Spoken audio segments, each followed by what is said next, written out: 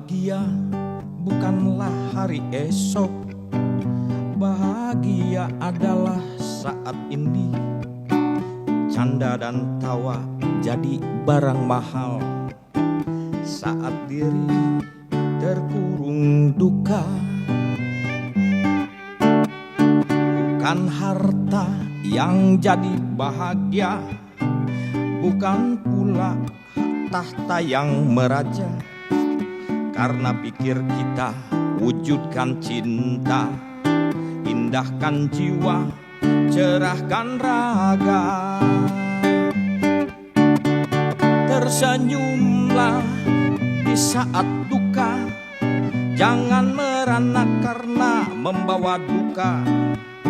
Bangkitkan cahaya jiwa, bahagia pasti selalu bersama. Tersenyumlah di saat duka, jangan merana karena membawa luka. Bangkitkan cahaya jiwa, bahagia pasti selalu bersama.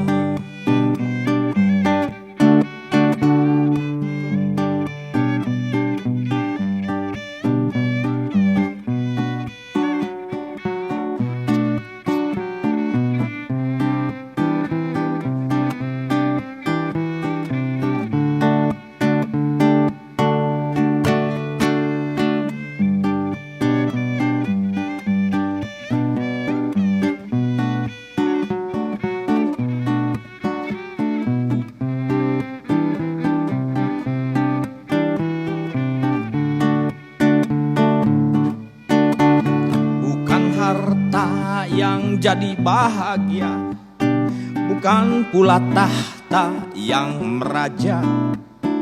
Karena pikir kita wujudkan cinta, indahkan jiwa, cerahkan raga. Tersenyumlah di saat duka, jangan merana karena membawa luka. Bangkitkan cahaya jiwa, bahagia pasti selalu bersama. Oh, tersenyumlah di saat duka, jangan merana karena membawa luka. Bangkitkan cahaya jiwa, bahagia pasti selalu bersama. Oh, tersenyumlah saat duka, jangan merana karena membawa luka. Bangkitkan cahaya jiwa, bahagia pasti selalu bersama.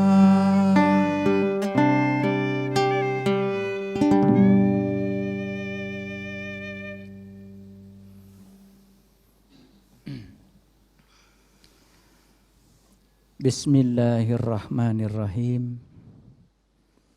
Assalamualaikum warahmatullahi wabarakatuh.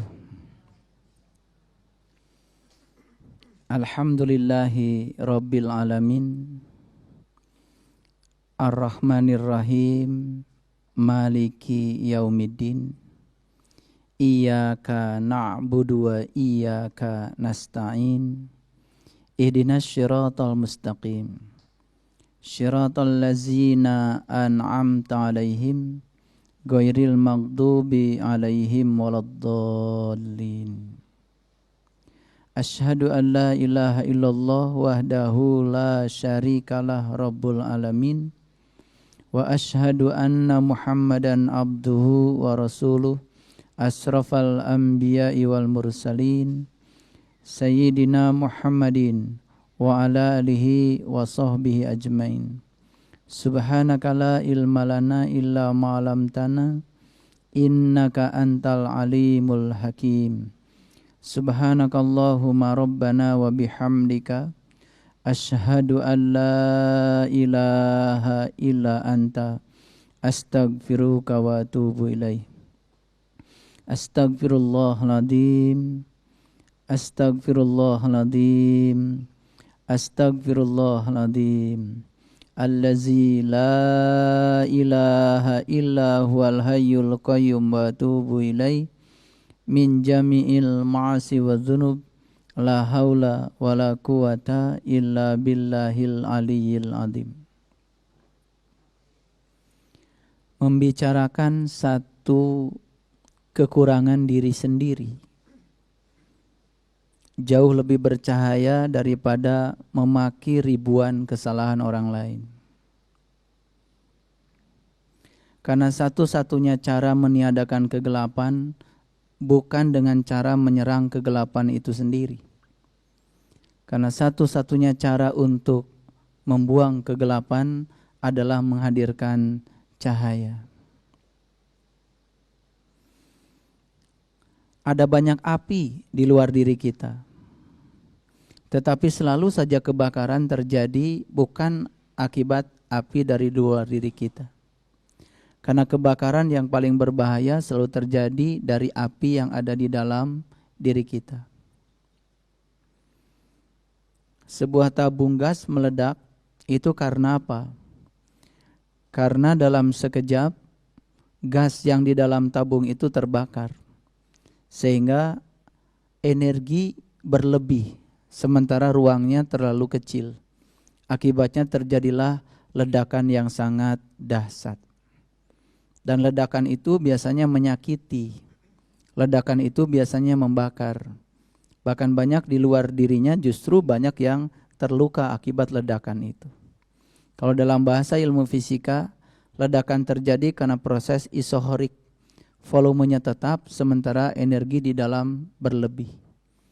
Makanya bagi orang yang energi kemarahannya di dalam diri terlalu besar dibandingkan dengan energi kesadarannya, damai merupakan sesuatu yang mahal. Banyak yang mencoba untuk meniadakan energi kemarahan dalam diri, padahal energi itu tidak bisa diciptakan dan tidak bisa dimusnahkan. Energi itu hanya bisa berubah bentuk dari satu bentuk energi ke dalam bentuk energi yang lain. Itu sebabnya bagi orang-orang yang sudah dewasa spiritualnya, energi kemarahan itu bisa diolah ya menjadi energi cinta kasih. Bagi yang tahu cara mengolahnya. Bagaimana caranya supaya energi kemarahan tidak berbahaya? Satu-satunya cara, tabungnya diluaskan. Tabung dalam diri kita bentuknya adalah pikiran. Pikiran yang sempit dan picik biasanya mudah sekali tersentuh. Itu sebabnya pencerahan itu kalau saya umpamakan seperti melepaskan kalor dari gas buang kendaraan kita ke semesta. Kalau kita menghidupkan sepeda motor di pagi hari atau mobil di pagi hari, jelas bahwa knalpot mobil kita mengeluarkan kalor, mengeluarkan panas lewat knalpotnya. Tetapi kan karena luas atmosfer ini, lalu atmosfer tidak menjadi berubah walaupun menerima kalor dari sepeda motor dan mobil kita. 1 sendok garam dimasukkan ke dalam gelas yang berisi air, tentu saja kalau diaduk-aduk jadi asin. Tapi 1 sendok garam begitu dimasukkan ke dalam 1 ember air, dikocok-kocok tidak terlalu asin. Apalagi kalau dilemparkan ke danau. Danau tetap menerima 1 sendok garam, tapi tidak mengubah danau menjadi asin. Jadi sebetulnya persoalan kita dalam hidup bukan soal 1 sendok garamnya, justru soal ruangnya. Oleh karena itu, pengajian-pengajian atau pencerahan-pencerahan yang menyejukkan, yang kemudian membuat ruang pikiran menjadi sangat luas, itulah yang dibutuhkan sekarang. Bukan malah justru yang menebarkan kebencian, kekerasan, justru atas nama sebuah keyakinan. Karena kita tidak diizinkan untuk menilai orang lain. Tidak diizinkan untuk mengukur orang lain dengan ukuran kita sendiri. Sehingga terkadang ada orang sedang melakukan ibadah atas dasar keyakinannya, diganggu oleh orang lain yang berbeda keyakinan. Sebetulnya persoalannya sederhana. Karena yang mengganggu itu menggunakan ukuran dirinya untuk mengukur orang lain. Kan itu tidak adil. Karena yang namanya spiritual itu sifatnya individual antara dia dengan Tuhan. Sehingga tidak boleh kita turut campur kepada orang lain. Oleh karena itu marilah kita peduli untuk mengurusi api yang berbahaya di dalam diri kita, ketimbang kita mengurusi api yang di luar diri kita. Bahkan ketika ada orang melemparkan obor yang di dalamnya ada minyak ke rumah kita, jika perlu kita tidak usah mengejar mereka yang melempar. Karena kalau kita mengejar mereka, rumah kita sudah terbakar. Walaupun mereka dapat ditangkap, tapi rumah kita sudah habis. Itulah yang sering kita lakukan dalam hidup. Terus mengejar keluar, sementara kita lupa yang di dalam. Makanya pada kesempatan yang penuh berkah ini, saya akan mengajak kita untuk meniti ke dalam diri, untuk menyelesaikan segala persoalan diri kita di dalam, karena sesungguhnya bibit masalah yang terbesar itu ada di dalam diri kita sendiri. Kalau kita menata ke dalam, maka insya Allah perubahan itu akan terjadi. Dan perubahan yang terjadi di dalam diri kita akan memvibrasikan lingkungan kita. Sehingga insya Allah lingkungan kita juga akan turut berubah. Para sahabatku, para putraku yang dirahmati Allah, di sesi yang kedua ini saya akan membuka lagi dialog. Karena siapa saja yang mengalirkan pertanyaan ke dalam pikirannya, maka semesta akan mengalirkan jawaban. Mari kita penuhi keranjang pikiran kita dengan pertanyaan sebanyak-banyaknya. Biarkan konflik kognitif dalam pikiran itu berjalan apa adanya, secara alamiah, secara natural, jangan ditahan. Seburuk apapun, mungkin terkadang kita mengatakan, apakah pertanyaan saya ini konyol atau seperti apa, enggak usah malu. Selama ada kebimbangan, ada konflik-konflik dalam diri, alirkan saja. Begitu kita mengalirkan pertanyaan, maka semesta juga akan mendengar dan semesta akan mengalirkan jawaban. Ternyata jawaban itu hanya akan dialirkan pada pikiran-pikiran yang bertanya. Mari kita gunakan kecerdasan berpikir kita secara kritis, secara kreatif, ya, agar kita mendapatkan banyak pengetahuan yang mencerahkan, yang kemudian ya pengetahuan itu akan menunjukkan kita ke jalan kedamaian. Untuk kesempatan yang pertama saya persilahkan, silakan yang mau mengajukan pertanyaan. Assalamualaikum warahmatullahi wabarakatuh. Waalaikumsalam warahmatullahi Nama wabarakatuh. saya Heni. Ayah, saya ingin bertanya, di dalam Al-Quran ada cerita tentang Fir'aun yang membunuh laki-laki dan membiarkan hidup perempuan. Apakah hal ini bersifat kenyataan, apa bersifat simbolik? Terima kasih, Ayah. Baik.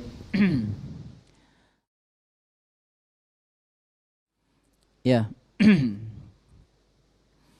Di dalam Quran surat Al-A'raf, itu kalau kita baca Al-A'raf mulai dari ayat 103 sampai ayat 171,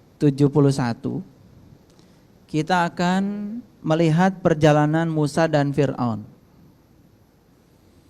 Dan di situ ada cerita tentang Nabi Musa membunuh laki-laki dan membiarkan hidup perempuan. Nah, ini cerita ini bisa nyata, tapi bisa juga simbolik. Saya tidak akan menceritakan yang nyata, karena di zaman sekarang kenyataan yang semacam ini kan tidak kita saksikan. Kalaupun itu terjadi di masa lalu dan itu dilakukan oleh Fir'aun, yaitu juga bagian dari tanggung jawabnya Fir'aun. Jadi makanya kita tidak bisa menilai. Saya lebih suka pada aspek pragmatisnya, aspek manfaatnya. Karena Quran ini berlaku sepanjang zaman, berarti kan nilai manfaatnya tidak akan pernah berhenti, termasuk di zaman kita hidup sekarang. Mungkin ada pertanyaan kepada kita, sebetulnya siapa sih Musa itu? Sebetulnya siapa Fir'aun itu? Ya kan? Dan kalau kita berbicara sejarah, kita akan terhenti pada penyebutan nama. Musa itu seakan-akan seorang sosok nabi di masa lalu, selesai sampai di situ. Dan Firaun juga sosok petarung ya, yang menjadi mitranya nabi di masa lalu, titik sampai di situ. Ya. Tapi kalau kita melihat sifat, coba kita ekstrapolasi melihat sifat, ya. Musa itu kan dijelaskan dalam Al-Qur'an sebagai seorang pencari. Seorang pencari. Saya teringat ada sebuah cerita. Ada seorang musafir ya. Musafir ini bahasa Arab, artinya orang yang sedang safar, sedang melakukan sebuah perjalanan. Kadang-kadang saya suka plesetkan, musafir ini singkatan sebetulnya dari Musa dan Fir'aun sebetulnya. Jadi setengah Musa, setengah Fir'aun itu musafir itu. Tapi dari sisi bahasa, musafir itu sebetulnya adalah orang yang sedang safar. Safar itu sebuah perjalanan. Jadi si musafir ini sudah lelah mencari kebenaran kemana-mana, ya. Mulai dari satu titik keliling dunia sampai akhirnya, sampai tidak sadar dia sudah kembali ke titik itu lagi. Karena sudah lelah, sudah capek, tidak menemukan kebenaran yang dicari, kemudian duduk saja di situ di bawah pohon. Ketika dia sedang duduk, ada rombongan. Rupanya yang lewat ini adalah rombongan orang-orang yang sudah mencapai pencerahan rupanya. Di situ ada gurunya, di situ juga ada para siswanya yang sedang melakukan perjalanan. Kelihatan wajahnya bahagia, sumringah, tidak ada beban. Sehingga akhirnya ya si musafir ini terdorong untuk bertanya.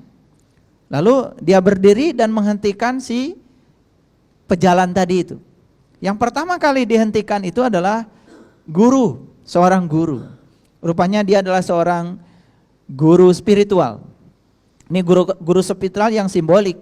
Kalau tadi di sesi yang pertama saya berbicara guru spiritual yang nyata. Guru spiritual yang nyata itu bisa jadi adalah pasangan hidup kita, anak-anak kita, kontradiksi dalam hidup kita, itu guru-guru spiritual yang sebenarnya. Ini lewat nih. Saat lewat kemudian sang musafir ini bertanya, "Guru, saya sudah melakukan perjalanan keliling dunia mencari kebenaran, tapi sampai selelah ini saya mencarinya dan saya tidak menemukan kebenaran itu." Terus gurunya bertanya, "Kamu mau mendengar apa dari saya? Apakah kamu mau mengkonfirmasi apa yang kamu pelajari kepada saya, atau kamu ingin ya saya menceritakan apa yang saya alami sebagai kebenaran yang terjadi pada diri saya sendiri?" Lalu si musafir itu mengatakan, "Ya tentu saja guru, saya ingin ya mendengarkan apa yang guru alami." Ya tentu saja kata guru, apa yang saya alami, apa yang saya rasakan tidak bisa saya ceritakan. Kalau ada orang yang menceritakan Tuhan, yang diceritakan pasti bukan Tuhan, itu persepsi dia pada Tuhan. Kalau ada orang yang sedang menceritakan Allah, kalau dia menceritakan Allah, yang dia ceritakan adalah persepsi dia tentang Allah, pasti bukan Allah. Lalu ya, si musafir ini diajak untuk melakukan sebuah ritual yang kemudian si musafir ini dapat mengalami sebuah pengalaman persis seperti yang dialami oleh sang guru. Singkat kata seperti itu. Kan pencerahan itu terjadi kalau sudah dialami. Nah, jadi perjalanan Musa dengan Fir'aun ini sebetulnya bisa jadi adalah perjalanan pencarian kita.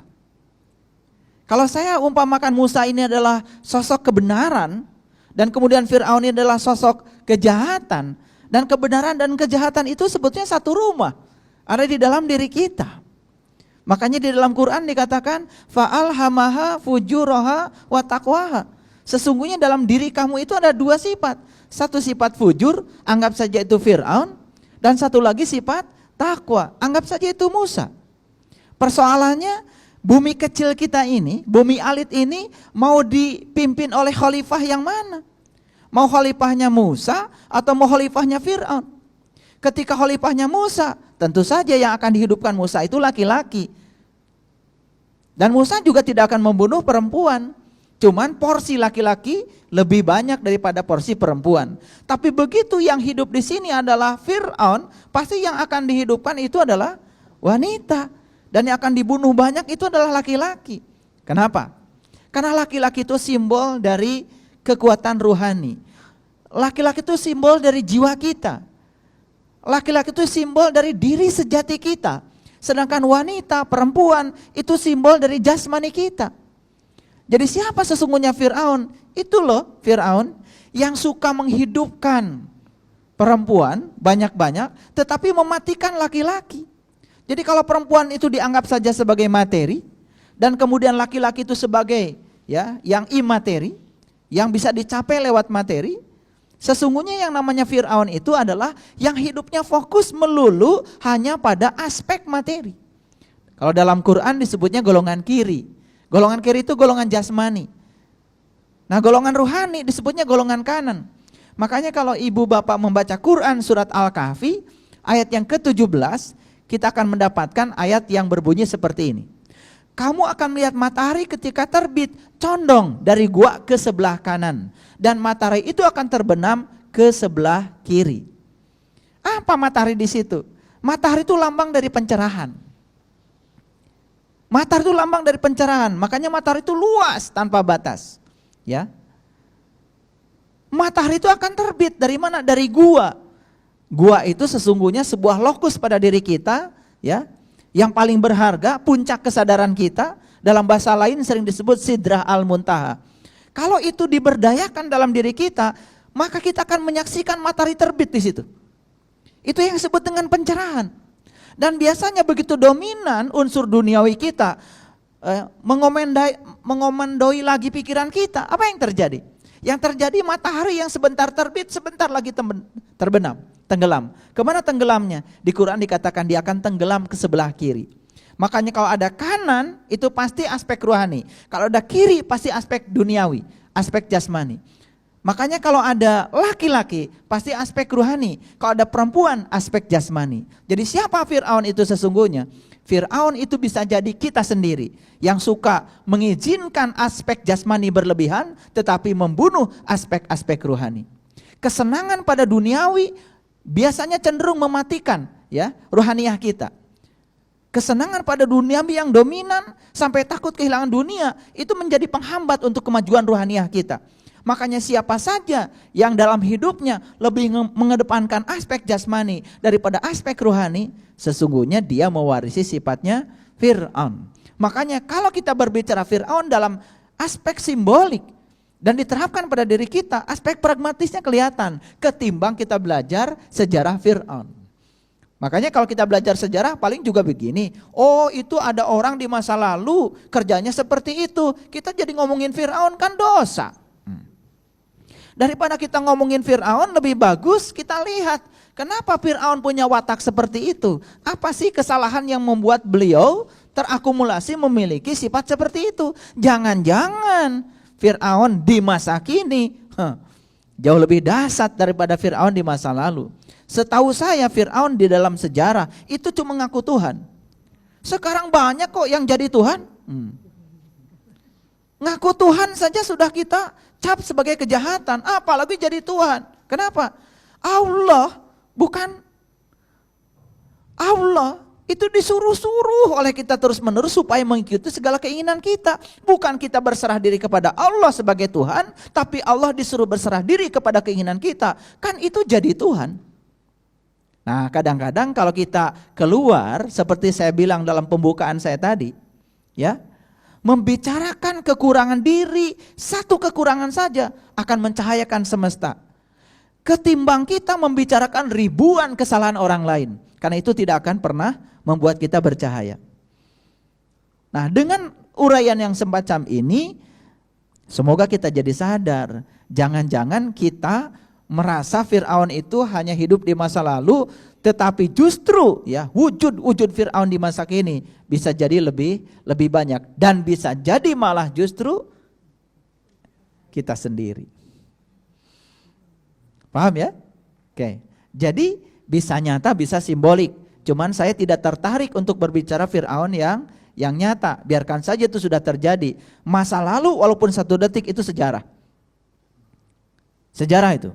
Dan kalau kita bicara sejarah itu bukan tidak penting, tetapi biasanya kita suka tertarik ke masa lalu. Seakan-akan kita sedang hidup di masa lalu, padahal kita sedang hidup di masa kini. Oleh karena itu, mari kita hidup di masa kini dan kita lihat kita refleksi, jangan-jangan sifat itu adalah sifat yang mendominasi diri kita saat ini. Ya, baik. Ada pertanyaan lain? Silakan. Assalamualaikum warahmatullahi wabarakatuh. Waalaikumsalam warahmatullahi wabarakatuh. Nama saya Arifuddin Ismail. Yang ingin saya tanyakan, menurut sejarah, surat pertama yang diterima Nabi Muhammad SAW adalah surat Al-Alaq. Yang menjadi pertanyaan, mengapa Quran yang sekarang kita pelajari dimulainya dengan surat Al-Fatihah? Ya, baik. Ya, mohon Ya. jelaskan. Terima kasih. Terima kasih. Ini tingkat kekritisan berpikir. Barangkali tidak banyak yang bertanya seperti ini. Ya, kita kan selalu diajarkan surat pertama yang diwahyukan Allah kepada Nabi Muhammad itu surat Al-Alaq. 5 ayat yang pertama. Mulai dari Iqra bismi rabbikal ladzi khalaq. Khalaqal insana min alaq. Iqra wa rabbukal akram. Allazi 'allama bil qalam 'allamal insan ma lam ya'lam. Itu surat yang pertama. Sebelum saya menjawab pertanyaan tadi, saya coba deskripsikan dulu sedikit ya. Surat pertama 5 ayat pertama. Iqra bismi rabbikal ladzi khalaq. Begitu kita mendengar kata Iqra, makanya yang terpikir oleh kita kan membaca. Begitu kita mengatakan membaca, yang terpikir oleh kita kan di situ ada rangkaian huruf-huruf yang harus kita baca. Betul nggak? Dan kita barangkali selama ini ya dengan ketidaktahuan kita menganggap seakan-akan ya di situ ada tayangan huruf-huruf seperti video yang sedang ditayangkan kepada Nabi gitu, kemudian dilihat, kemudian dihafalkan seperti itu. Padahal Nabi itu kan orang yang ummi, tidak bisa baca tulis. Dari sisi itu saja sudah jelas memberikan sebuah ilustrasi kepada kita bahwa yang dibaca pasti bukan sekedar rangkaian huruf-huruf. Sedangkan di situ dikatakan bismi rabbikal ladzi khalaq. Yang dibaca, kalau membaca pakai apa? Membaca pakai mata dong, pasti. Tapi yang jelas tidak mungkin ya, pada saat itu Nabi menggunakan mata yang ini. Kata yang mata yang ini sifatnya adalah mata materi. Ini hanya sebangsa daging dan kornea mata. Dan mata yang ini hanya bisa mencerap yang bersifat materi. Dan pada saat itu yang namanya wahyu itu kan imateri. Wahyu itu imateri. Wahyu itu adalah getaran-getaran ilahi yang datang pada jiwa seseorang ketika jiwanya mengalami resonansi dengan apa yang dimaksud oleh Tuhan. Nah, proses resonansi itu secara saintifik persis ya, barangkali seperti radio. Kalau kita punya radio ya, supaya kita bisa mendengarkan siaran dari transmitternya ya, pemancar di sana, apa yang harus kita lakukan? Pertama kan pasti kita harus meng-on-kan radio kita. Sebelum itu cek dulu baterainya. Ada baterainya enggak? Kan gitu. Setelah baterainya dicek ada dan baterainya baru, setelah itu baru kita on-kan. Apakah langsung kita bisa menerima siaran? Tidak. Secara digital kita harus biarkan radio kita mencari frekuensi yang tepat. Begitu ketemu frekuensi yang tepat, misalkan 102,3 atau 105,7 misalkan. Nah, frekuensi radio kita sama dengan frekuensi pemancar, ketika sama frekuensinya kan terjadilah namanya resonansi. Apa yang dipancarkan di sana tertangkap di sini. Betul? Iya. Siarannya di sana orang sedang pidato, di sini juga pidato. Di sana siarannya ada orang sedang menyanyikan lagu jazz, di sini juga lagunya jazz. Semua terkirim ke sini. Itulah proses resonansi, ya. Makanya disebutnya juga FM, AM. Kan itu ada amplitudo modulasi. Nah, ada yang amplitudo yang dimodulasi, ada frekuensi modulasi. Yang dimodulasi itu frekuensinya. Artinya saat gelombang datang di sini ditumpangkan pesan. Jadi sebetulnya proses resonansi itu terjadi. Nah, kapan itu terjadi? Ketika jiwa kita suci, bersih, ya, jujur. Saya kira kita juga bisa mengalami resonansi itu. Tiba-tiba kita memahami sesuatu yang sebelumnya tidak terpikirkan solusinya, terpikir solusinya karena kejujuran. Siapa yang mengirim pemahaman itu? Pastikan Dia yang mengerti segala, yang maha tahu segala kepentingan kita. Nah, Iqra itu seperti itu. Apa yang dibaca? Apa yang dilihat? Tentu saja melihat bukan dengan mata ini. Saya percaya melihatnya pasti dengan mata kalbu. Bismi rabbikal ladzi khalaq, Tuhan yang telah menciptakan. Itu adalah prosesi awal. Iqra bismi rabbikal ladzi khalaq, khalaqal insana min 'alaq, iqra wa rabbukal akram, allazi 'allama bil qalam, 'allamal insan ma lam ya'lam. Dia akan mengajarkan kamu dengan penanya sendiri dan dia akan mengajarkan kamu apa yang kamu tidak tahu. Jadi kalau ingin belajar ilmu, belajarlah sama dia. Syaratnya apa? Bisa Iqra. Apakah Iqra itu hanya dimiliki oleh segelintir orang tertentu? Tidak. Setiap kita diberi kesempatan yang sama untuk Iqra. Bahkan saat kita mengikra ciptaan Allah saja, kita bisa melihat kecerdasan Allah di mana-mana. Melihat daun yang jatuh saja dengan Iqra kepada itu, subhanallah, kita bisa mengurai betapa dalam daun itu ada rahasia yang tersimpan. Kecerdasan Tuhan semesta tanpa batas bisa kita lihat di situ. Ya? Nah, sekarang pertanyaannya, mengapa ya sepeninggalnya Nabi Muhammad kok susunan ayat tidak dimulai dengan Al-Alaq? Bahkan surat pertama adalah surat Al-Fatihah. Sekarang saya mau kasih tahu, itu Quran untuk siapa? Kan untuk orang yang mau mempelajari dan mengikuti jejak dan langkahnya Nabi Muhammad. Kan begitu? Ya tentu saja, ya. Kita tidak mungkin secara automatically bisa langsung seperti beliau. Tidak mungkin. Tetapi bagaimana kita supaya seperti beliau? Makanya tuntunannya ada di Quran surat Al-Fatihah. Makanya Al-Fatihah kan artinya juga pembuka. Pembuka pintu kalbu. Makanya para nabi, para rasul itu sebetulnya tugasnya adalah mengajarkan cara untuk meniti ke dalam diri, membuka pintu kalbu agar kita bisa menyaksikan siapa diri kita yang sesungguhnya. Barang siapa yang bisa menyaksikan dirinya, maka dia akan menyaksikan Tuhannya. Nah, di Quran surat Al-Fatihah yang 7 ayat itu tergantung rahasia berjalan untuk bisa mencapai Iqra itu. Makanya perjalanan untuk kita dimulainya dari Al-Fatihah. Makanya surat pertama Al-Fatihah kan Bismillahirrahmanirrahim. Huruf pertamanya saja ba. Dan ba itu artinya adalah Baitullah. Baitullah artinya rumah Allah. Kalau kita ingin menyelami Al-Quran dan kedalaman makna Al-Quran, mulailah dengan ba. Ada yang mengatakan ba itu babun. Babun pintu, saya setuju. Pintu apa? Pintu rahasianya Allah. Kalau kita tidak melewati pintunya, kita tidak akan paham. Makanya para nabi, para rasul mengatakan, malam yazuk lam ya'rif. Yang tidak mengalami, tidak akan paham. Sekarang saya punya air di sini. Saya bilang sama Bapak Ibu, ini air rasanya manis. Percaya nggak sama saya? Percaya nggak sama saya? Kenapa tidak percaya? Karena belum mencoba. Kita tuh baru bisa percaya kalau sudah mengalami. Begitu minum dari air yang sama bisa membenarkan saya. Yes, itu air rasanya manis karena sudah mencoba. Itu sebabnya memahami harus dimulai dengan mengalami. Puncaknya memahami adalah meyakini. Jadi tidak mungkin ada keyakinan yang tidak dibangun oleh sebuah pengalaman. Anehnya kita selama ini sering meyakini sesuatu, mengalami tidak, memahami tidak, tiba-tiba yakin saja. Nah yakin yang kayak gitu mudah sekali diruntuhkan. Itu keyakinan yang gampang diruntuhkan. Sekarang mohon maaf ya, banyak yang mengatakan, yakin gak kalau Allah lebih dekat pada Anda dan lebih dekat daripada urat nadi leher Anda? Dan dia bilang yakin. Kenapa? Karena ada informasi di Quran. Hati-hati, informasi itu belum jadi kebenaran kalau belum jadi pengalaman. Bagaimana informasi itu menjadi kebenaran? Disitulah perlunya pembimbing, perlunya guru yang bisa mengajarkan mengalami. Siapa gurunya? Di zamannya para nabi, para rasul, mereka. Tapi sekarang kan tidak ada nabi, tidak ada rasul.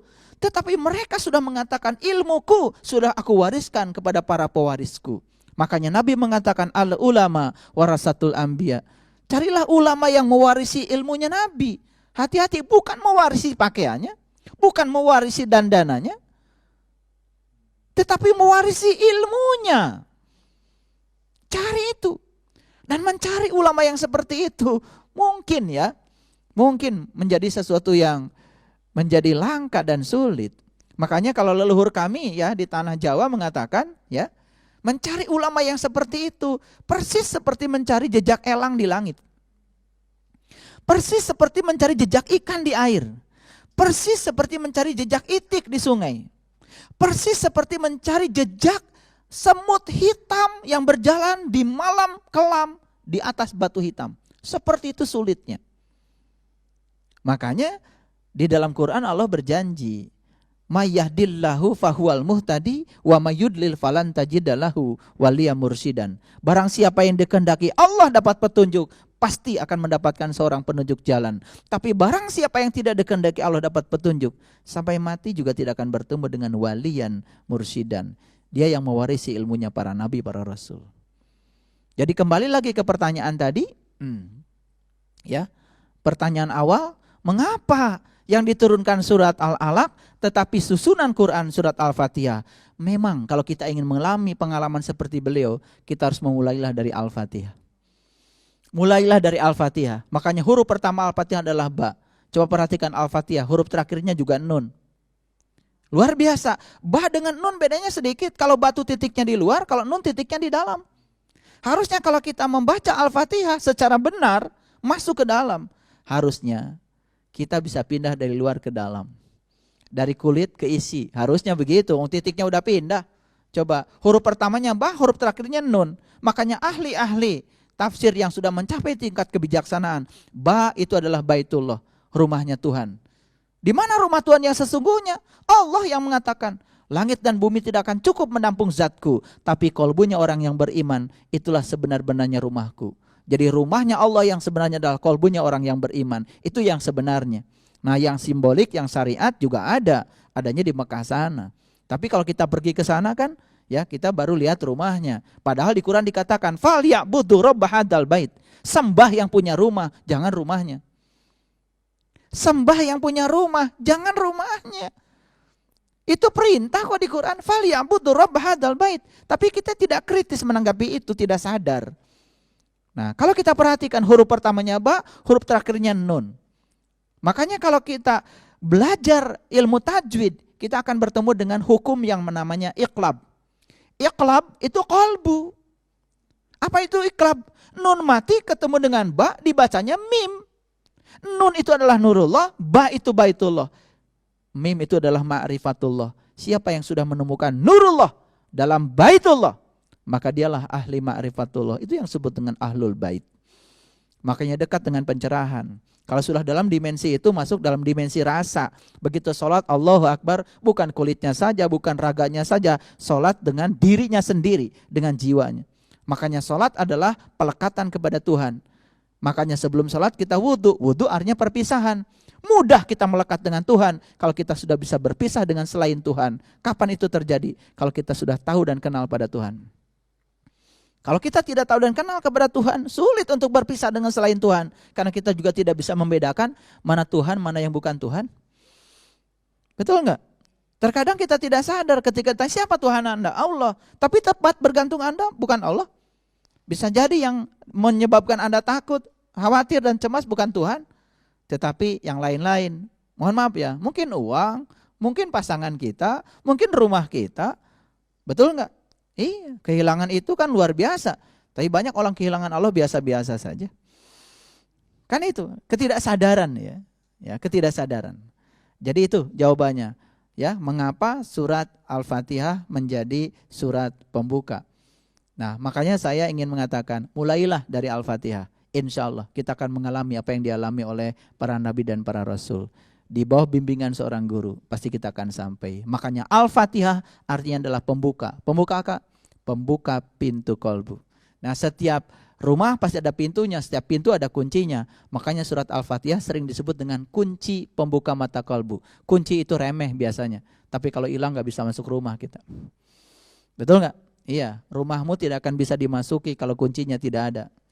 Ada juga yang punya kunci, ya kayak kalian punya kunci, udah karatan, tapi kuncinya nggak pernah dipakai, rumahnya nggak kebuka. Kalau rumah nggak pernah dibuka kuncinya, tidak dibuka jendelanya, apa yang terjadi?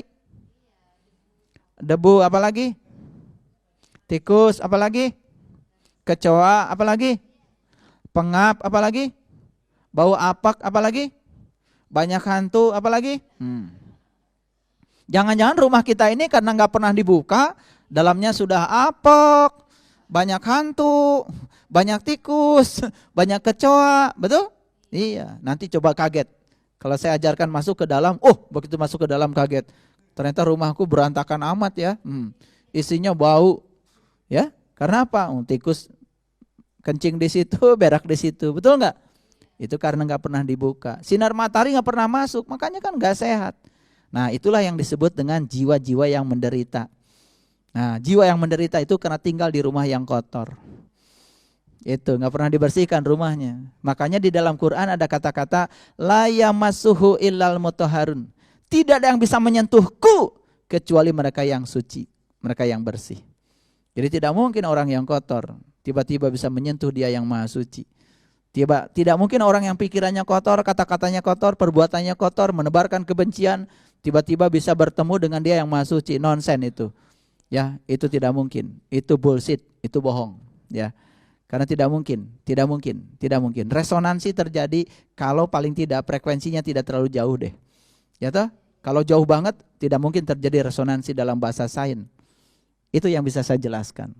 Agak panjang ya penjelasannya supaya tambah pusing. Ya, tambah pusing. Biasanya kalau dijelaskan terlalu jelas malah ujung-ujungnya jadi tidak jelas ya. Ya nggak apa-apalah. Kadang-kadang seperti itu ya. Ya saya selalu ingin memberikan pelayanan yang terbaik. Semoga penjelasan ini yang membuat Bapak Ibu semakin giat untuk mencari. Tidak usah selesai sampai di sini. Karena yang saya sampaikan ini baru sebatas konfirmasi pengetahuan. Belum menjadi pengalaman. Ini ada baru learning to know ini. Ada tahap berikutnya, harus learning to do. Jangan puas di sini. Jangan dicatat semua omongan saya kemudian dihafalkan, besok disampaikan lagi. Itu wartawan itu. Ya, wartawan tidak punya kewajiban untuk mengalami. Ya cukup melaporkan, memang profesinya begitu. Kita kan dalam beragama harus menjadi pelaku. Wartawan meliput kejadian di Aceh, terjadi tsunami. Kan wartawan tidak mesti ada di Aceh. Cukup melaporkan saja. Kan gitu. Cuman dia juga punya etika, harus melihat apakah ini benar atau tidak. Maka ada konfirmasi. Tapi walaupun tidak mengalami, cukup menyampaikan saja. Itu tugasnya, memang peran beliau adalah wartawan. Dan kita ini tidak disuruh untuk menyampaikan pesan-pesan. Baru baca satu ayat besok udah ceramah. Padahal ayat itu belum terjadi pada diri kita sendiri. Kan kita sedang membohongi diri kita sendiri. Makanya hati-hati. Tidak mungkin kita bisa memahami tanpa kita mengalami. Bisa dipahami? Oke, silakan pertanyaan yang berikutnya. Ya, yang susah-susah nanyanya. Silakan. Assalamualaikum warahmatullahi wabarakatuh. Waalaikumsalam warahmatullahi wabarakatuh. Nama saya Farizal. Ingin menanyakan, dalam Al-Quran surat Al-Baqarah ada perintah menyembelih sapi betina. Mengapa bukan sapi jantan? Mohon dijelaskan. Ini rajin-rajin ya baca Qurannya. Betul. Iya. Dan sebetulnya kalau kita kritis, kreatif pikirannya, ketika membaca apapun pasti akan timbul pertanyaan. Orang yang tidak kritis ya sudah saja, tidak pernah bertanya. Makanya saya yakinkan, beruntung kalau kita diberi sedikit saja untuk bisa berpikir kritis. Karena kita tidak pernah bisa menerima sesuatu tanpa argumentasi. Ya, dengan demikian kan jadi bertanya. Dan kalau bertanya kan jadi ada jawaban. Oke. Saya mau jelaskan ya. Supaya jelas ayatnya. Saya akan bacakan. Itu memang betul, itu di Quran. Ini rajin baca Qurannya ya. Jangan-jangan baru Al-Baqarah ya. Nggak apa-apa. Hatam itu bukan baca Quran 30 juz. Hatam itu baca satu ayat tapi mengubah kita jadi baik. Makanya nggak usah pakai target. Ya. Ada orang yang ngajiin cuma Bismillahirrahmanirrahim. Dia pergi haji, pergi umroh ke sana, cuman bisanya Bismillahirrahmanirrahim. Sampai bilang sama saya jadi nggak Pak Haji? Pergi ke sana. Saya ajarkan Bismillahirrahmanirrahim. Karena susah lafal Arabnya. Tapi saya bilang, yakini olehmu bahwa kamu di sana sedang menjadi kepanjangan tangan Allah yang Maha Pengasih dan Maha Penyayang. Wakili Allah dengan sifat-sifatmu. Itu saja. Tawaf bismillahirrahmanirrahim doanya. Sa'i bismillahirrahmanirrahim. Ya tak? Iya. Lagi wukuf doanya bismillahirrahmanirrahim, terus aja baca itu. Tetapi bismillahirrahmanirrahim dengan kesadaran.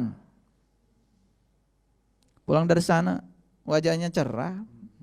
Banyak dopaminnya daripada adrenalinnya. Kan itu sukses, ya. Baik, kita lihat. Saya akan bacakan ayatnya. Betul itu. Jadi kalau Bapak Ibu membaca surat Al-Baqarah mulai dari ayat 67. Ada kata-kata seperti ini. A'udzubillahi minasyaitonirrajim. Bismillahirrahmanirrahim. Wa idz qala Musa liqaumihi innallaha ya'murukum an tadbahu baqarah. Wa idz qala Musa liqaumihi, ya, dan ingatlah ketika Musa berkata kepada kaumnya. Siapa kaumnya Musa? Bani Israel. Siapa Bani Israel? Bani itu komunitas, kaum. Isra itu berjalan, El itu Tuhan. Jadi Bani Israel itu kaum, komunitas, siapa saja, bangsa mana saja yang mau menuju Tuhan. Itu adalah Bani Israel. Makanya Bani Israel kaum yang diunggulkan dari segala umat. Wa anni faddaltukum alal alamin. Diunggulkan dari segala umat. Nah ini harus hati-hati ya memahami Al-Quran. Ya, wa idza qala Musa liqaumihi innallaha ya'murukum an tadbahu baqarah. Sesungguhnya Allah menyuruh kamu menyembelih seekor sapi betina, bukan sapi jantan. Mengapa? Mengapa? Ya, qalu atattakhiduna huzwa. Qala a'udzu billahi an akuna minal jahilin. Mereka berkata, apakah kamu hendak menjadikan kami buah ejekan, Musa? Musa menjawab, aku berlindung kepada Allah agar tidak menjadi salah seorang yang bodoh. Itu dialog antara Musa dengan umatnya. Nah dialog ini panjang. Kalau dibaca ayat 67, 68 terus panjang. Di situ ada cerita tentang ciri-ciri dari Al-Baqarah. Ciri-ciri dari sapi betina. Kalau saya bacakan ini panjang. Tapi di situ dikatakan ciri yang pertama tidak tua. Ciri yang kedua tidak muda. Ciri yang ketiga pertengahan. Ciri yang keempat warna kulitnya kuning. Kuning tua warnanya. Ciri yang kelima tidak pernah dipakai membajak. Ciri yang keenam tidak pernah dipakai mengari tanaman. Ciri yang ketujuh tidak ada cacatnya. Ciri yang kedelapan tidak ada belangnya. Akhirnya apa yang terjadi? Akhirnya setelah mengerti hakikat dari sapi betina. Hakikat loh. Hakikat. Baru melaksanakan proses penyembelihan. Kalau disembelih di mana biasanya? Kan disembelih itu di sini. Disembelih itu di sini. Ya, manusia itu sesungguhnya dari sini ke atas. Dari sini ke bawah tuh sama dengan binatang. Dari sini ke atas nih manusia itu. Makanya penyembelihan di sini bersifat simbolik. Pisahkan dirimu dengan sifat-sifat hewan. Makanya mereka yang tidak menggunakan kolbu, yang tidak bisa menggunakan kolbu, di Quran dikatakan ulaika kal an'am, sama saja dengan binatang. Surat Al-A'raf ayat 179. Tuh, di mana kalau begitu? Nah, yang namanya disembelih itu kan pasti mati. Makanya dalam ajaran leluhur kita di tanah Jawa ada yang namanya ilmu mati sak jeroning urip. Dalam Quran surat An-Nisa itu ada perintah. Bunuhlah dirimu dan keluarlah dari kampungmu. Ada perintah. Surat An-Nisa ayat 66 ada perintah begitu. Bunuhlah dirimu dan keluarlah dari kampungmu. Dan jika kau melakukan itu, lebih baik bagimu dan akan menguatkan imanmu. Tentu saja kata-kata bunuhlah dirimu bukan kata-kata yang sebenarnya. Itu lagi-lagi bahasa simbolik. Apa yang dibunuh? Bunuhlah sifat-sifat kebinatangan pada dirimu, sifat-sifat rendah pada dirimu. Keluarlah dari kampungmu. Karena binatang itu kan tinggalnya di hutan. Paham? Hutan itu lebat, saking lebatnya tidak pernah ada sinar matahari. Maka disebut bahasanya kampung. Jangan-jangan ya, rumah kita ini, tubuh kecil ini bukan kota, kampung. Kenapa? Banyak pohonnya, lebat-lebat sampai sinar matahari tadi tidak pernah menyentuh diri kita. Nur ala nurnya tidak pernah menyentuh kolbu kita. Kalau kolbu tidak pernah disentuh oleh nur ala nur, gelap gulita. Makanya saat kita sholat Allahu Akbar, pikirannya jalan-jalan kemana-mana. Betul? Iya. Tapi banyak yang tidak sadar, lalu sombong. Habis sholat ditanya, siapa yang lu sembah tadi? Allah. Siapa yang lu ingat tadi selama sholat? Yang diingat itu piring berantakan dan lain-lain. Lah itu yang kau sembah. Yang diingat itu yang kau sembah. Makanya inti sarinya sholat kan mengingat kepada Allah. Aqimis sholata li zikri. Apa berhasil? Bagaimana kita bisa mengingatnya kalau kita tidak tahu dan kenal kepadanya? Makanya kata Nabi, awaluddin ma'rifatullah. Awalnya agama kenali. Lihatkan lagi ya. Pertanyaan tadi, mengapa? Nah, apa itu Al-Baqarah? Al-Baqarah itu adalah sapi betina. Dari ciri-ciri yang dijelaskan tadi, ternyata sapi betina itu mengacu kepada jasmani kita. Itu sebabnya kembali lagi setiap ada kata wanita, betina pasti jasmani. Setiap ada kata laki-laki itu pasti ruhani. Jadi yang disembelihnya apa? Jasmani. Supaya apa? Supaya sang ruhani dalam diri kita itu pindah dari kampung ke kota. Ya toh? Dari hutan ke kota. Nanti dibabat habis tuh hutannya. Karena binatang-binatangnya kok udah pada disembelih. Mau nggak saya ajak nyembelih binatang-binatang tuh? Banyak banget. Nah itu sembelihin binatangnya semua. Nah, begitu habis binatangnya, yang muncul adalah sifat-sifat takwa tadi. Fujurnya sih hilang, Fir'aunnya hilang, yang dominan di sini adalah sifat-sifatnya Musa. Nah, kan manusia itu ada 3 tipe. 1 tipe Fir'aun, 2 tipe musafir, setengah Musa, setengah Fir'aun. Yang ketiga tipe Musa. Pilih tipe mana? Pilih tipe Musa. Kalau mau pilih tipe Musa, ikuti perjalanan Musa. Ikuti perjalanan Musa. Ya. Musa itu kerjaannya kebalikan dari Fir'aun. Kalau Fir'aun kerjaannya adalah menyembelih laki-laki, membiarkan hidup perempuan, kalau Musa itu kebalikannya. Menyembelih perempuan dan membiarkan hidup laki-laki. Tetapi sesungguhnya tidak disembelih, ya. Tetapi porsinya dikurangi. Karena apa? Ada bagian kita di dunia ini. Makanya di Quran dikatakan wabtagi fima atakallahu darul akhirah wala tansa nasibaka minad dunya. Setelah kamu menemukan akhiratmu, jangan kau lupakan nasibmu di dunia ini. Ada bagian kita di dunia ini, jangan dilupakan. Yang penting tidak melekat pada dunia. Paham ya?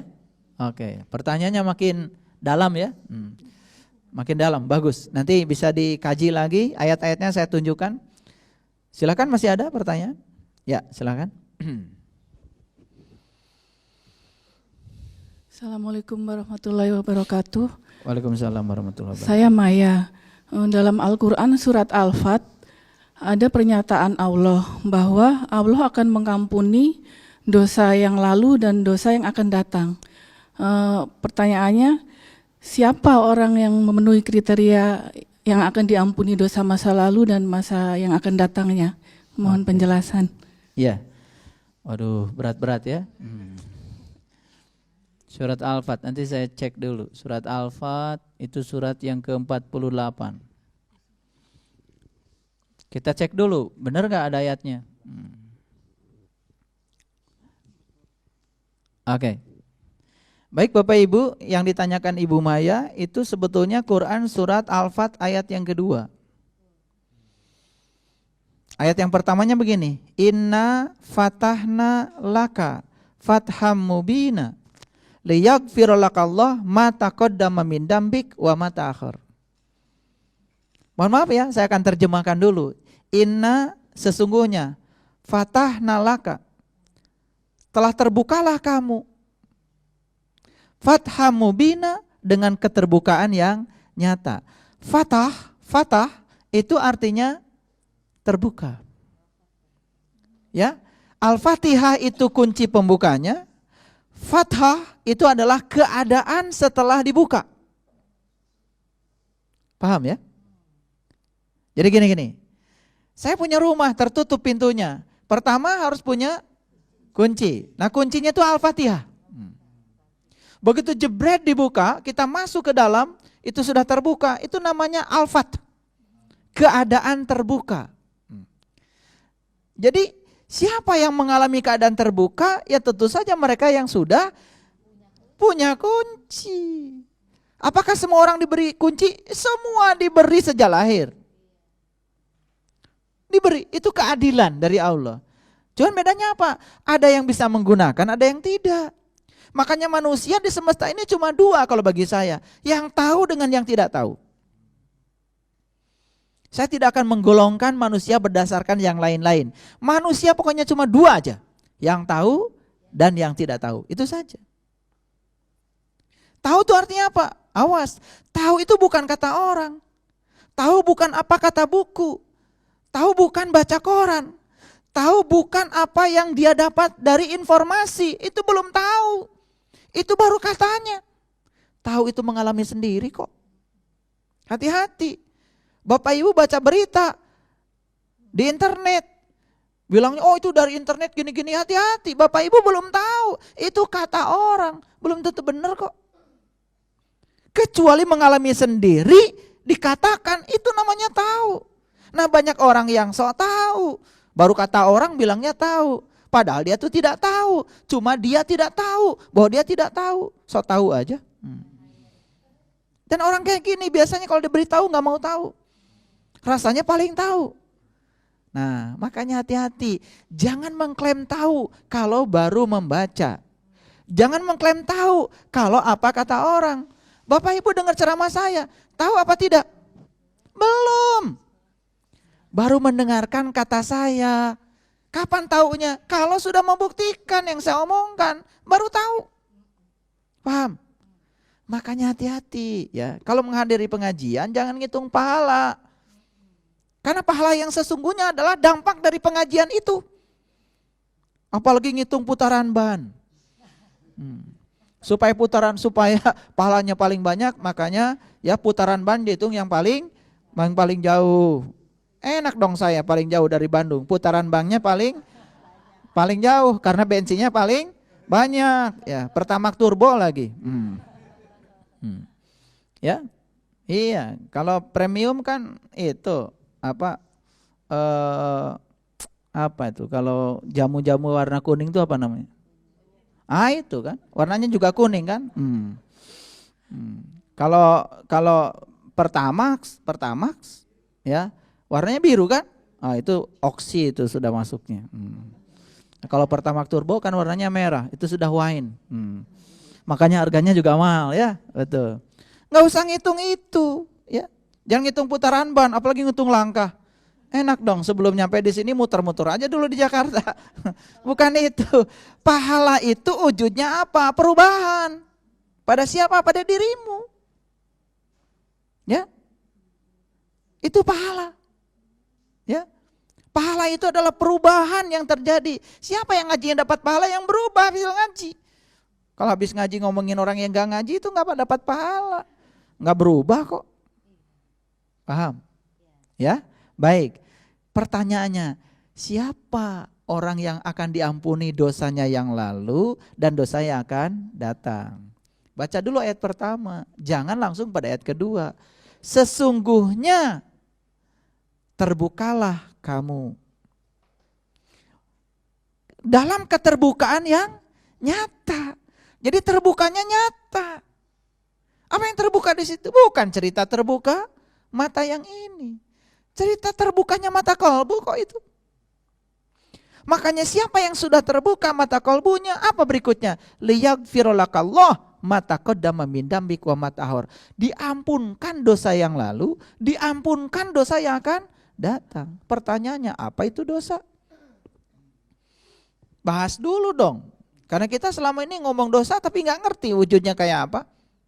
Nah, cerita tentang dosa, Bapak Ibu bisa pakai referensi Quran surat An-Nisa, boleh dicatat. Satu ayat An-Nisa ayat 48, yang kedua An-Nisa ayat 116. Ini dua tentang kata dosa ini diulang dua kali dalam Al-Quran. Bunyi ayatnya seperti ini. Bismillahirrahmanirrahim. Innallaha la yaghfiru ayyushraka bih wa yaghfiru ma duna dzalika liman yasha. Sesungguhnya Allah tidak akan pernah mengampuni dosa syirik. Tapi Allah akan mengampuni dosa apa saja selain syirik. Itu Quran. Kalau gitu dosa manusia ada berapa? Satu. Apa itu? Syirik. Wah enak dong. Berarti saya boleh melakukan dosa yang lain? Tidak. Kalau kita masih melakukan yang lain tandanya masih syirik. Syirik itu dosa pembebas. Kalau sudah tidak syirik lagi berarti tidak melakukan yang lain. Jangan dibalik-balik ngajinya. Sesungguhnya Allah tidak mengampuni dosa syirik. Syirik itu menduakan Allah. Gara-gara apa? Gara-gara nggak tahu Allah. Gara-gara nggak kenal sama Allah. Gara-gara nggak tahu dan kenal jadi menduakan. Nah bagaimana Pak? Ada orang mengaku sudah tahu Allah, tapi masih melakukan dosa yang lain. Itu syirik. Tandanya dia belum tahu Allah. Sesungguhnya Allah tidak mengampuni dosa syirik, tapi Allah akan mengampuni dosa apa saja asal selain syirik. Itu Quran. Diulang lagi di ayat 116. Innallaha la yaghfiru ayyushraka bih wa yaghfiru ma duna dzalika liman yasha. Diulang 2 kali.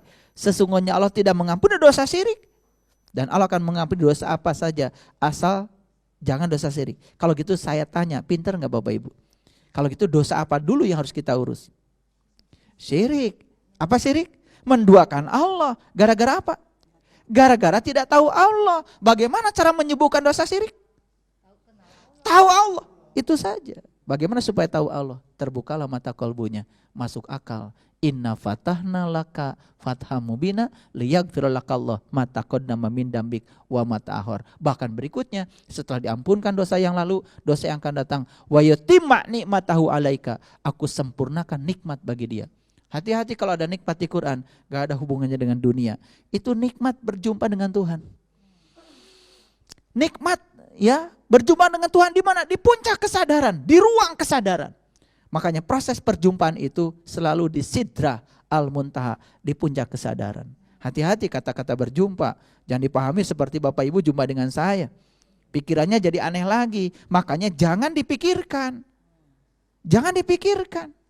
Karena itulah perlu guru, supaya dialami, karena kebenaran tidak bisa dijelaskan. Sama seperti tadi musafir yang saya jelaskan di awal tadi.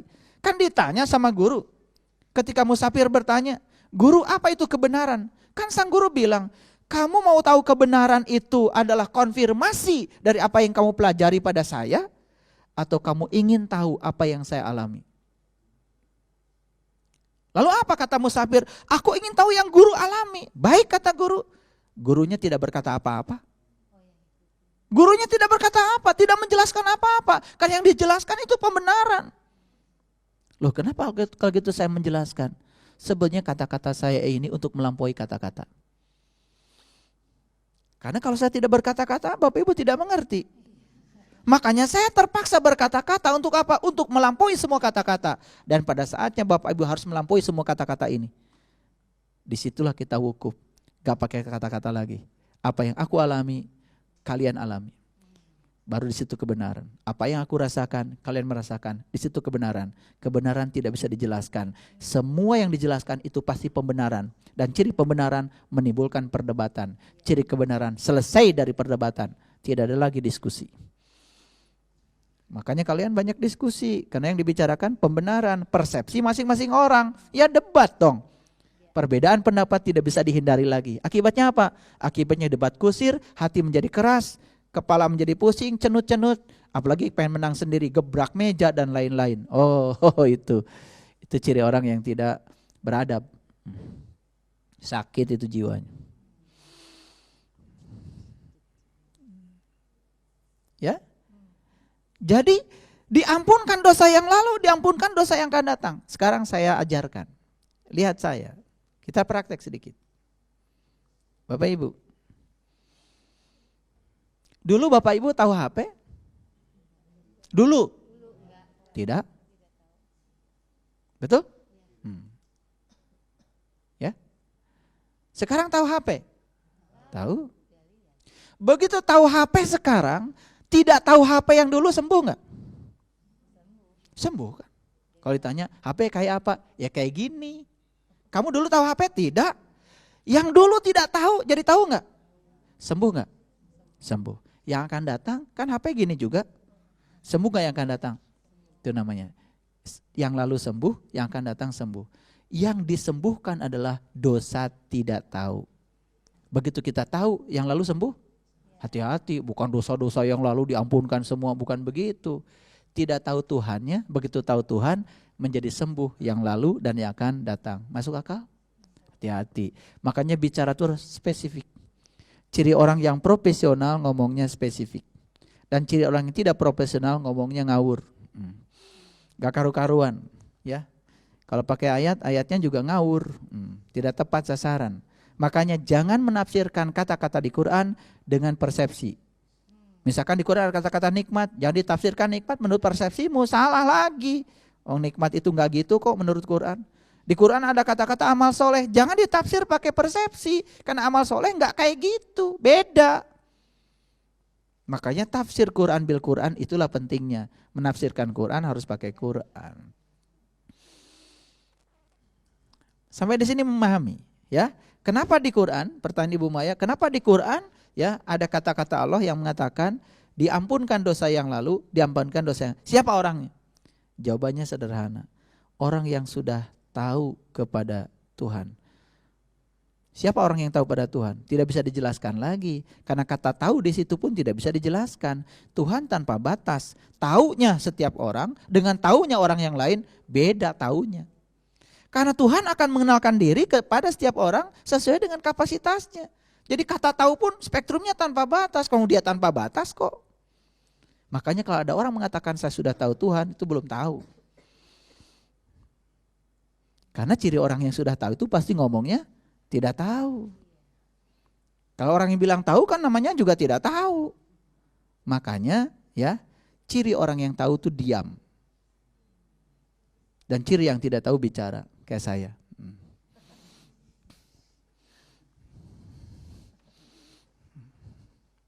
Ya, baik. Satu pertanyaan lagi. Mau bertanya, dapatkan dijelaskan ciri-ciri orang yang menderita jiwanya. Oke. Kenapa Ibu Erni bertanya ciri orang yang menderita jiwanya? Takut kita menderita tapi nggak tahu kalau kita menderita, kan gitu sebetulnya. Baik, gampang kok yang menderita jiwanya itu. Ciri orang yang menderita jiwanya, ya. Pertama, di sini gelisah, di sana resah. Di rumah bermasalah, di tempat kerja marah-marah. Selalu terburu-buru. Pengen piknik ke Bali, dari rumah pengen segera ke airport, macet, marah-marah, gelisah? Gelisah. Begitu nyampe di airport, ada pengumuman, pesawat, delay, marah? Marah, gelisah lagi. Aduh, terus lihat jam, terus aja lihat jam. Begitu pengumuman, delay, ya 1 jam. Berikutnya, karena cuaca buruk, delay ditambah lagi 2 jam, tambah marah. Sebenarnya mau kemana sih? Udah, begitu naik, dipanggil, seneng. Begitu nyampe di pesawat, mulai gelisah lagi, pengen nyampe segera di Bali. Nyampe di Bali, pesawat sudah mendarat, ya nunggu yang jemput. Yang jemput terlambat, resah lagi. Dari airport pengen segera pergi ke hotel, nyampe di hotel, gelisah lagi. Pengen segera pergi ke Ubud, nyampe di Ubud, resah lagi. Pengen segera beli batik, begitu batik, gelisah. Bawa uang, bawa sih uang, begitu mau beli, duh sayang. Kemahalan. Itu ya. Untuk dirinya sendiri pelit. Itu orang yang sakit itu jiwanya. Sekarang saya tanya, kapan dia bahagianya coba? Iya. Udah dari situ belanja banyak, ya. Udah nyampe, ya. Begitu mau naik pesawat, bagasi kelebihan, resah lagi. Wah, harus bayar lagi. Naik pesawat, begitu nyampe rumah, buka-buka oleh-oleh, ya, gelisah lagi. Aduh, kok belinya cuma segini ya? Kenapa ya nggak beli yang itu? Terus aja gitu. Itu ciri jiwa yang sakit. Ciri yang pertama adalah selalu resah dan gelisah. Gak pernah bahagia. Karena apa? Karena dia tidak bisa mengalahkan dirinya sendiri. Dan orang yang kayak gini biasanya gampang tersinggung.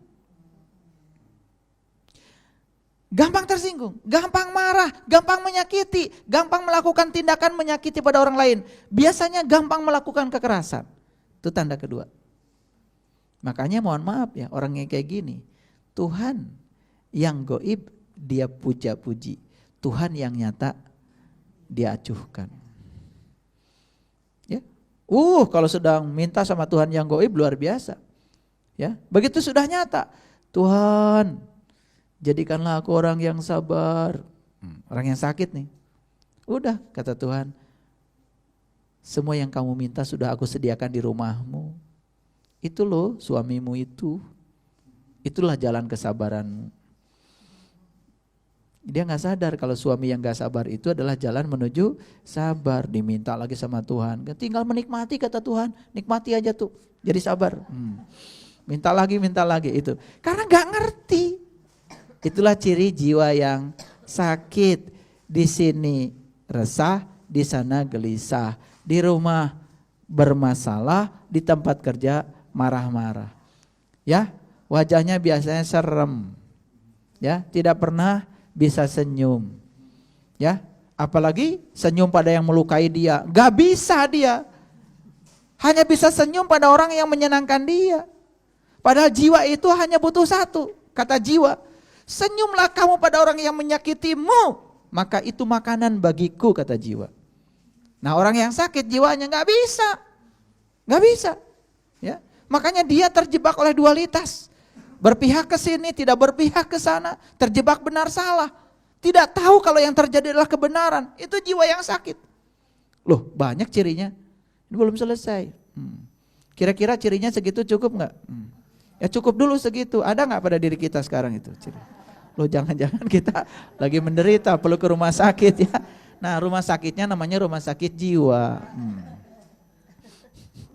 Nah, biasanya kita begitu berbicara rumah sakit jiwa, bicara orang gila. Padahal kalau saya jelaskan yang tadi, itu cerita siapa? Cerita siapa? Tuh, kalau gitu banyak ya yang perlu ke rumah sakit jiwa ya.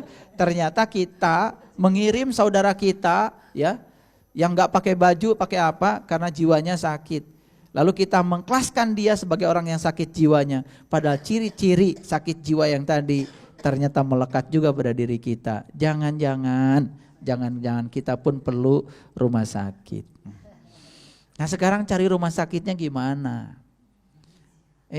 Rumah sakit perut ada. Rumah sakit stroke ada. Rumah sakit jantung ada. Betul? Nah, rumah sakit jiwa.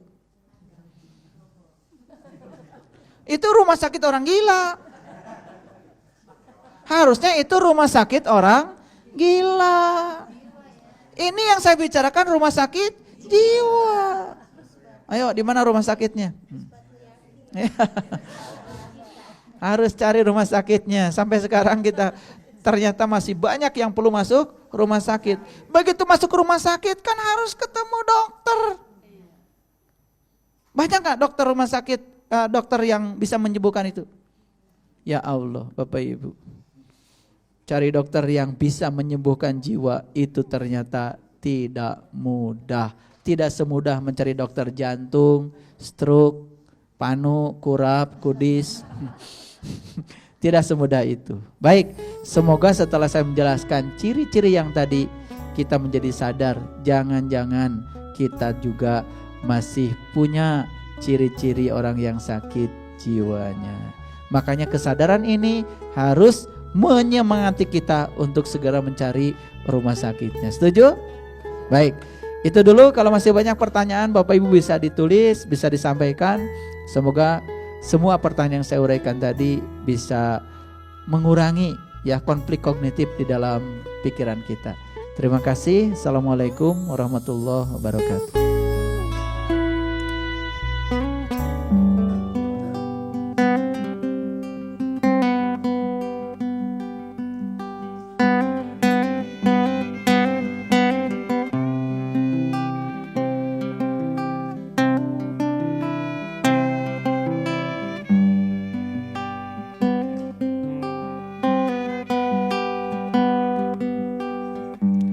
Saat malam mulai senyap,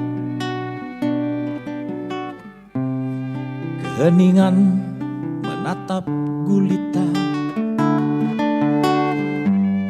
keinginan terhenti untuk sementara,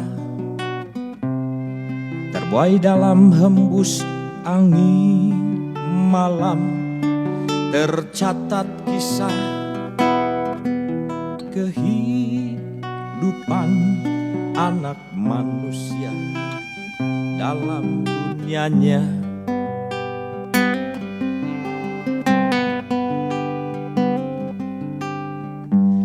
Keterbatasan tercurah tuk rangkai kata, menjerit, memohon, memasrahkan diri, puji syukur kepadanya atas segala karunia-Nya. Dialah tempat ku mengadu, penentram jiwa, kedamaian kalbu.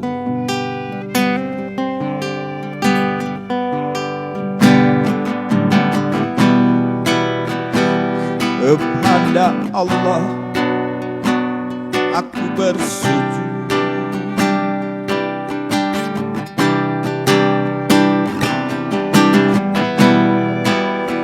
kepada Allah aku mengabdi.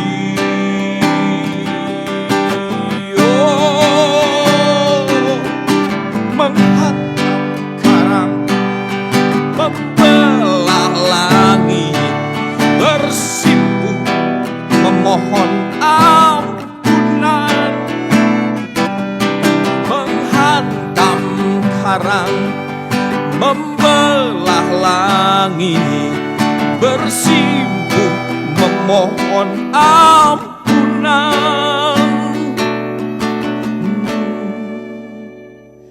Astagfirullah,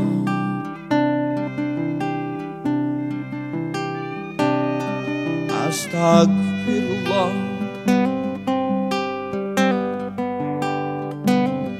astagfirullah.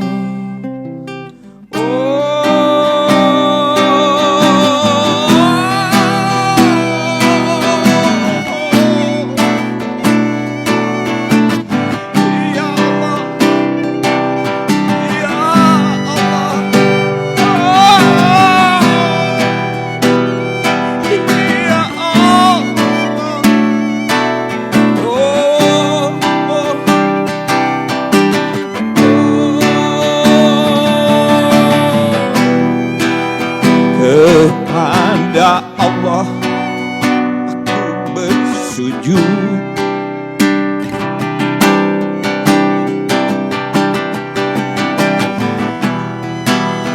kepada Allah aku mengabdi.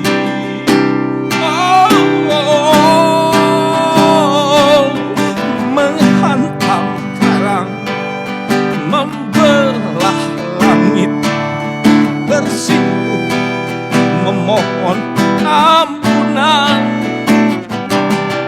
menghantam karang, membelah langit, bersimpuh memohon ampunan, menghantam karang, membelah langit, bersimpuh memohon ampunan. Astagfirullah,